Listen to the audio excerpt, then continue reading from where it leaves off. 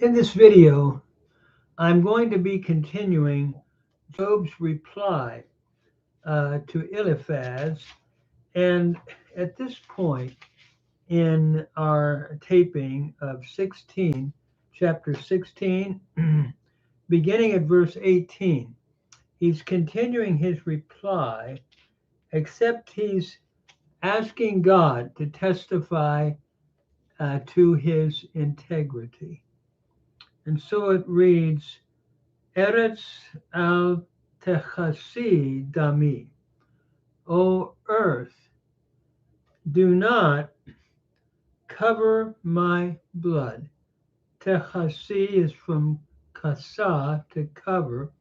It's a PL imperfect, second uh, masculine singular, second feminine singular from kasa.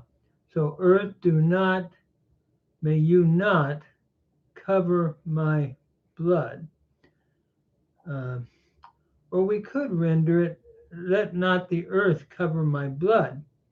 And if we do that, it would be a PL imperfect third feminine singular. Va'al yehi makom leza akatai. And do not let there be a place for like a resting place for my cry. Leza akati. Notice here, yehi, let there not be, is a cow imperfect jussive, third masculine singular from haya. And so what Job is saying in verse 18, basically he's asking that there not be a resting place for his blood. Job is comparing his suffering that is undeserved to the blood of a man that has been murdered, which the ground refuses to soak up until his death has been avenged. We see examples of this in Genesis 4:10-11, Isaiah 26:21, and Ezekiel 24, verses 7-8. Some people in the Middle East say that the dew will not fall upon a place where innocent blood has been shed. See further 2 Samuel 1:21. So may the cry of my innocent suffering never stop until God vindicate me, is Job's thought at this point. So he is crying out to God to let him be vindicated against this false witness of his friends.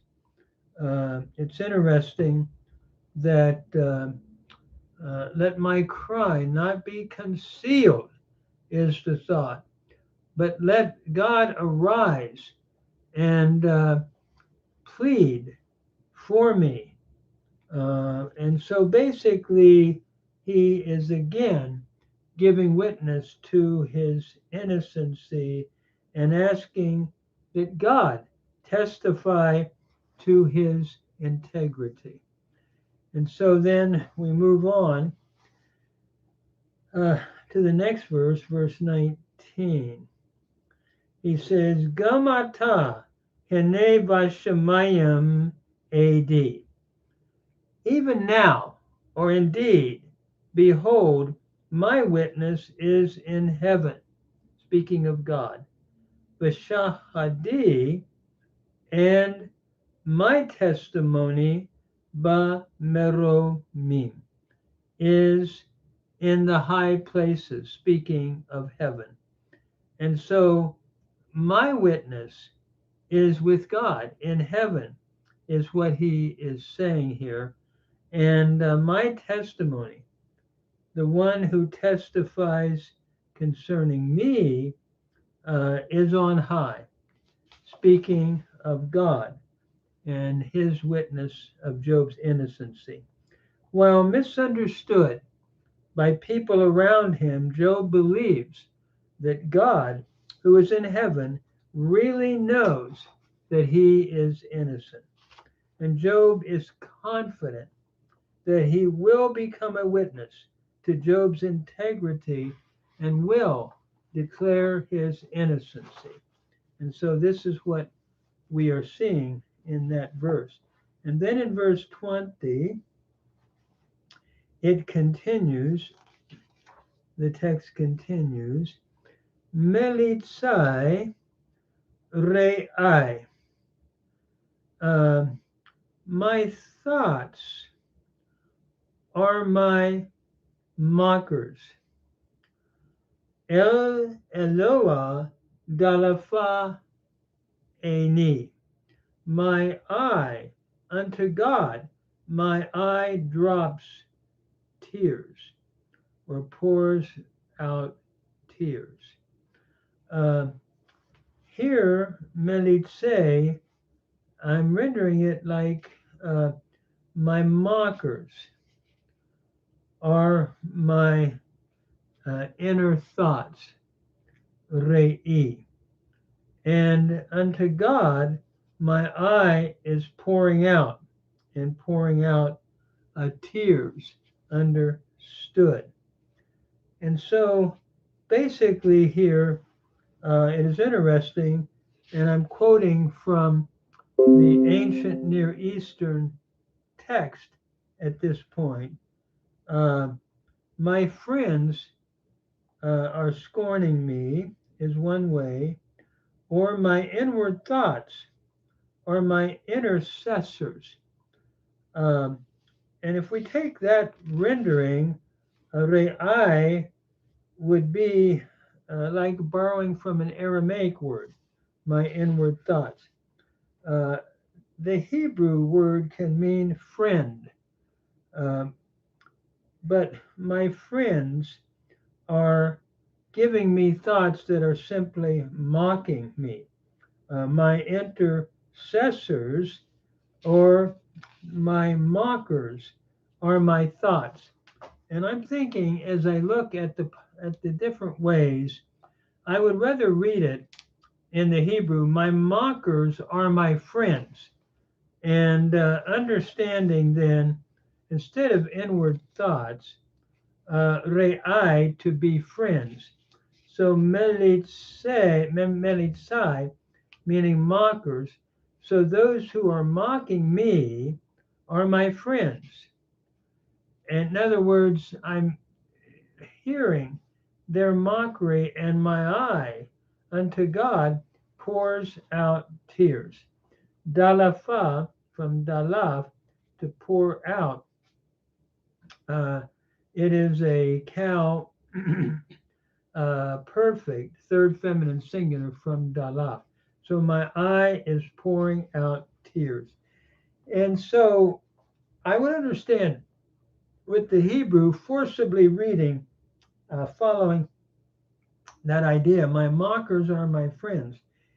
Since his friends will not attest to his innocence, only God is left. With tear-stained eyes, Job turns from his friends now to God.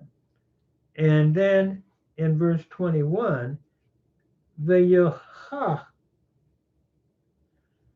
legeber im Elohim, the one who would set right, beloche, the one who would set right is the way I think I need to read it, a man with God, as a son of man with his neighbor, or to his neighbor. Uven adam lere'ehu. Yochach is from Yahach, to set right. Here we have a hifil, imperfect, third masculine singular from Yahach. And as a man would set right or as one would set right for a man with God, one who's contending with God, and as the Son of Man with his neighbor. And in trying to interpret this, my thought would be he realizes that God is the only one who can plead for him. God has made him suffer, and he also has the power to take the suffering away. So Job prays that God now will respond and set him right, as a man would plead with another man and be justified by the other. And so I'm wondering if that's not the thought. In other words, as a man uh, is being set right, as one would set a man right with God, uh, paralleled by a son of man with his neighbor. And again, I think Job is praying to God that he will respond and set him right, as a man pleads with another man to be justified by the other. So God is the one that Job is pleading with. And I've thought, as a Christian minister, as I'm reading this, that Jesus Christ in the New Testament is certainly that bridge provided as an advocate for man, since he became man and yet uh, is fully God, that he can plead on our behalf to God. And I'm glad that I see that in the New Testament, that we have an advocate with the Father, Jesus Christ the Lord. And then in verse 22, he comes back to how death looms before him. Ki shenot mispar ye'atayu. For the years that are few are coming on. Ata is the cow imperfect, third masculine plural from ata, to come. So the years that are few are coming on. The orach lo ashuv ehalo. And the path, I shall go by the way where I shall not return, or the path that I shall not return, I shall go. Speaking of the nether world. And notice here, shuv is the cow imperfect, first common singular from shuv. I shall return, I shall not return. And the path where I go, halok, is from halak, the cow imperfect, first person singular. So what he's praying for here, help me before I go to the path where I will not return, the underworld.